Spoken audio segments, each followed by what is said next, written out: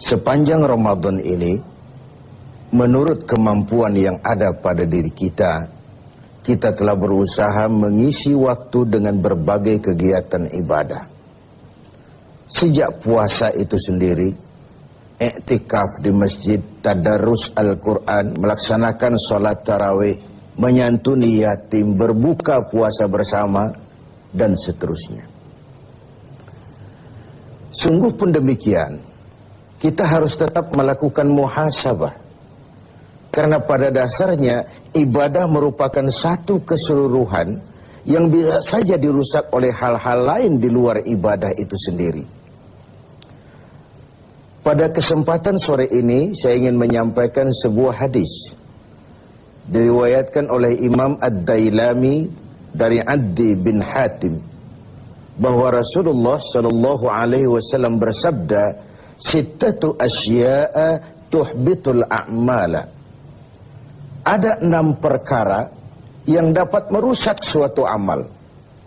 Merusak sholat kita, merusak puasa kita, merusak zakat kita, merusak bahkan haji kita, dan seterusnya. Inilah yang harus kita waspadai. Kita merasa kita sudah melakukan amal begitu banyak, tahu-tahu dirusak oleh hal-hal lain yang ada pada diri kita. Apa 6 perkara yang merusak amal itu? Yang pertama, al-istighalu bi'uyubil khalqi. Seseorang yang terlalu sibuk mencari-cari aib, mencari-cari kekurangan orang lain. Sekarang ini oleh budaya kita mencari dan membicarakan kekurangan orang lain bukan lagi hal yang tabu. Dikorek, dicari, kemudian berakhir dengan fitnah, dan begitu seterusnya. Dan itu merusak nilai amal yang kita kerjakan. Sibuk dengan mencari aib orang lain, lalu lupa kepada kekurangan dirinya sendiri.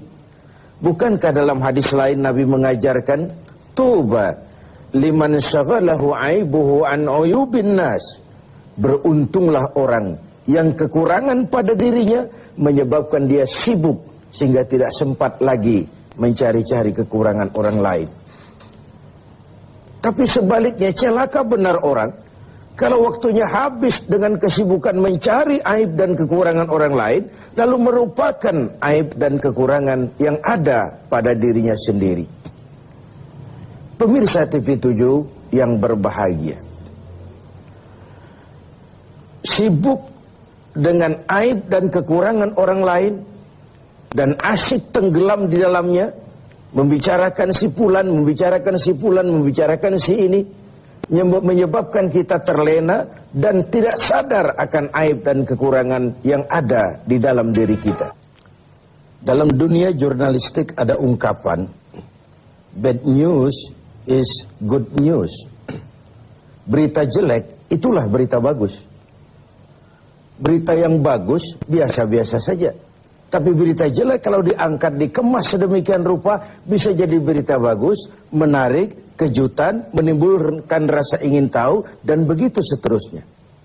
Termasuk dalam konteks ini, setiap hari sekarang ini, kita dijejali berbagai tayangan-tayangan yang sibuk dengan aib dan kekurangan orang lain. Sehingga mengakibatkan itu lalu menjadi budaya kita, dan hal-hal yang tabu tidak lagi dianggap tabu.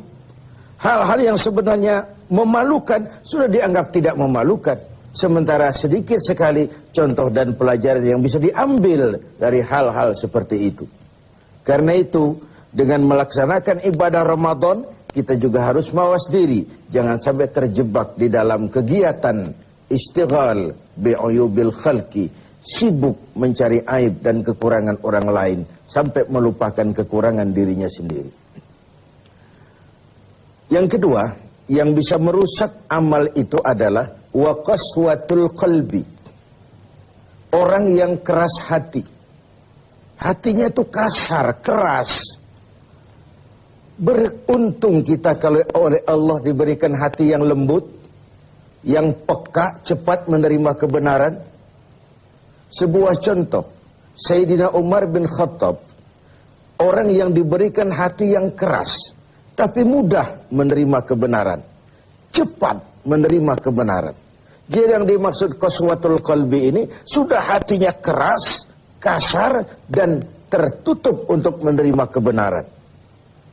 Hatinya itu degil, hatinya itu tertutup, cupik seperti katak di bawah tempurung, tidak mau menerima kebenaran.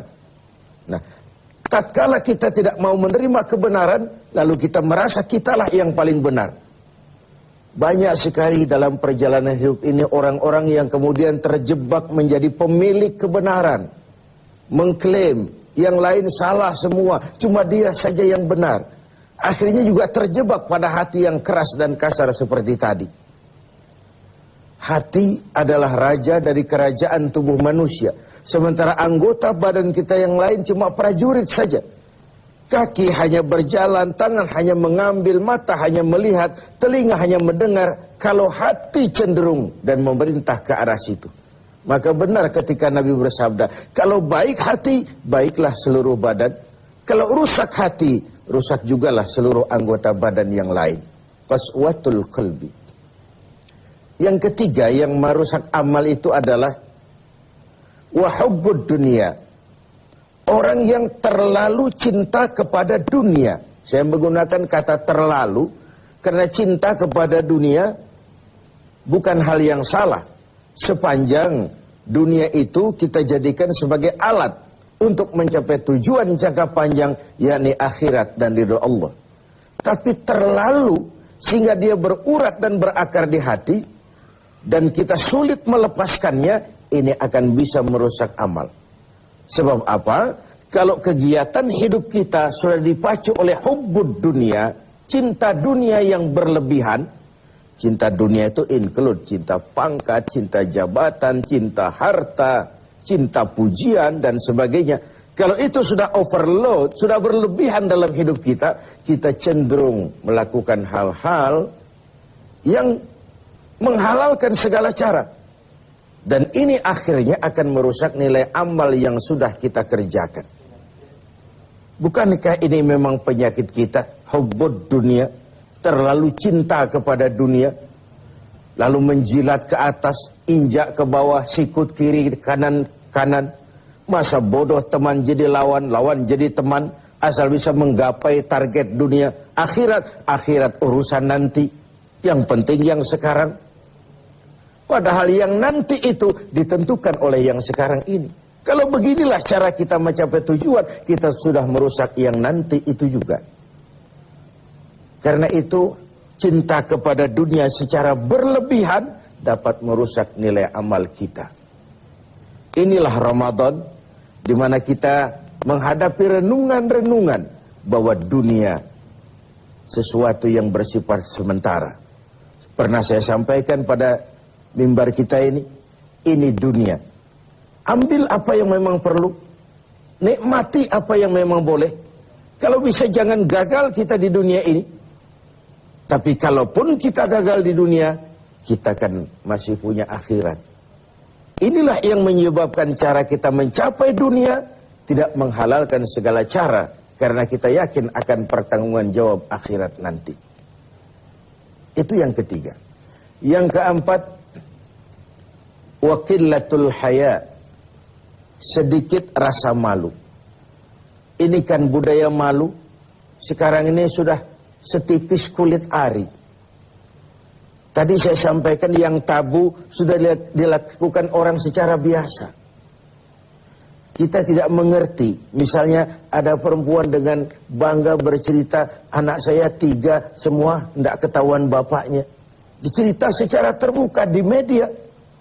Dan dia merasa enjoy dengan itu. Bayangkan kalau ini lalu menjadi diikuti oleh yang lain. Bayangkan kalau ini menjadi sebuah tradisi di tengah masyarakat kita.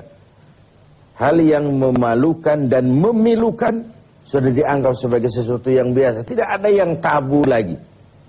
Padahal malu bagian daripada iman. Tidak ada rasa malu, kurang syarat untuk mempunyai nilai-nilai keimanan. Nah, dengan puasa kita justru menimbulkan rasa malu yang paling tinggi, yaitu malu kepada Allah Subhanahu wa ta'ala. Kalau tengah hari Ramadan kita makan, tidak seorang pun tahu, tidak seorang pun lihat, dan kita tidak mau melakukan. Kenapa? Karena kita malu. Malu kepada siapa? Malu kepada Allah Subhanahu wa ta'ala. Dan ukurannya adalah nurani. Ukurannya adalah nurani. Yang kelima, yang merusak nilai amal kita adalah watulul amal. Orang yang terlalu panjang angan-angan, terlalu muluk cita-cita. Silahkan saja cita-cita digantungkan setinggi bintang di langit, tapi kaki harus tetap berpijak di bumi. Kaki harus tetap berpijak pada realitas. Kalau tidak, kita akan jadi penghayal kelas berat, tukang lamun kelas tinggi, yang hidup cuma mengumpulkan jikalau, andai kata, umpama, dan misalnya. Orang sudah kemana-mana, kita masih terjebak di situ. Yang terakhir, wadzalimun la yantahi. Yang merusak amal adalah perbuatan zalim yang tidak pernah sanggup kita hentikan. Zalim dari kalimat zalama, kegelapan. Kita terlahir putih, bersih, suci.